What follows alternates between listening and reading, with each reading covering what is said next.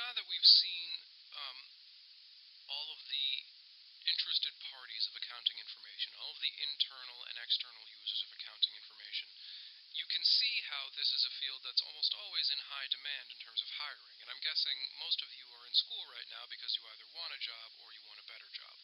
So if you're looking at a career in accounting, and not to say even a career in accounting, but generally any career in any sort of business has to require at least some understanding of basic accounting terminology, because it impacts almost every level of a business. Almost every business transaction has got some sort of accounting impact. But if you did want to go into a career in accounting, there's a number of different fields you could do it. There's public accounting, management accounting, governmental accounting, or what I'm doing right now, accounting education. Now, public accounting, each of these fields are going to have their own set of credentials, but it's important to be aware that this is a pretty specialized field.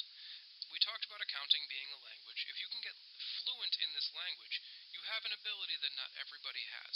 And what public accounting seeks to do is make sure that people who know that language don't take advantage of it. Someone who really understands accounting has information about a business that could be very valuable if they used it for personal gain. That is, let's say McDonald's company asked me as an accountant to audit their information. Audit is a fancy way of saying investigate, just to make sure there's no errors. So let's say I go through their information, and I find out that they did make a few errors and they actually had really, really bad operations, okay? I know that, but the public does not know that. So I can really use that to my advantage by either selling stocks that I have or something like that. Now, that's illegal, but it's also something that the profession itself seeks to avoid as much as they can.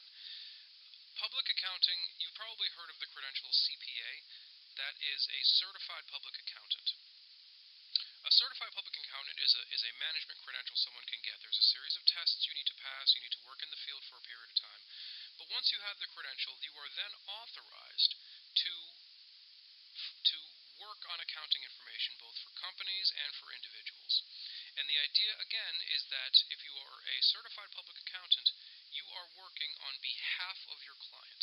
That is, if someone hired you, you are working for them, and you are not using your better knowledge of something to take advantage of them. Alright? Now, not to say this doesn't happen, of course that it does.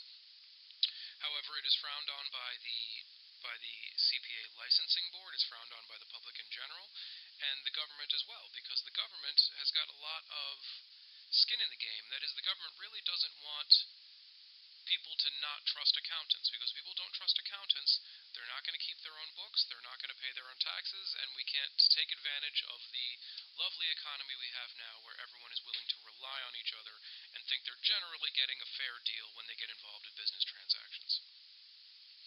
Management accounting, as we discussed, is less financial and more strategic in nature. Governmental accounting is a different set of credentials because there's a few quirks about governmental accounting that you don't have in businesses. The biggest one being there's no ownership. Nobody owns a government, whereas people do own a company. So there's really no investor interest in governments outside of getting paid back if the government borrowed money from you.